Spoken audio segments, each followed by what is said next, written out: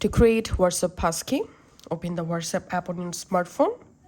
Tap this settings. Go to settings. Tap on account. Under account settings, tap on passkeys.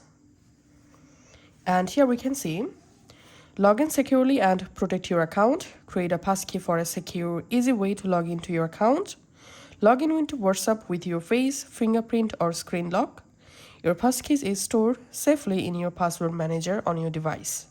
Just tap on Create Passkey. Now, tap on Create.